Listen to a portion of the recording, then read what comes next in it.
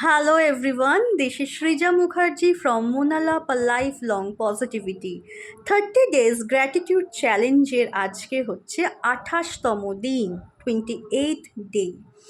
আর আজকের যে অ্যাক্টিভিটি সেটা হচ্ছে রিফ্লেক্ট অন চ্যালেঞ্জেস। অনেক সময় আমাদের জীবনে এরকম কিছু চ্যালেঞ্জিং সিচুয়েশন আসে যখন আমরা খুব ডিফিকাল্ট মনে হয় যে সিচুয়েশনটা ওভারকাম করা বা কিভাবে আমরা কাটাচ্ছি, কিভাবে কি করব, এখান থেকে কিভাবে আমরা বেরোবো, কি ওয়ে আউট আছে।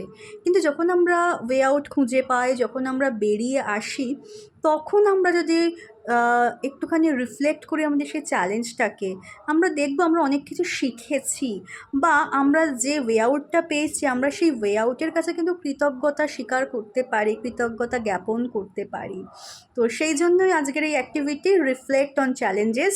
কেমন লাগলো জানাবেন, প্র্যাকটিস করবেন আর অবশ্যই মোনালাপের সাথে থাকবেন। আর এখনও যারা সাবস্ক্রাইব করেননি তারা কিন্তু সাবস্ক্রাইব করে দেবেন। Bye bye.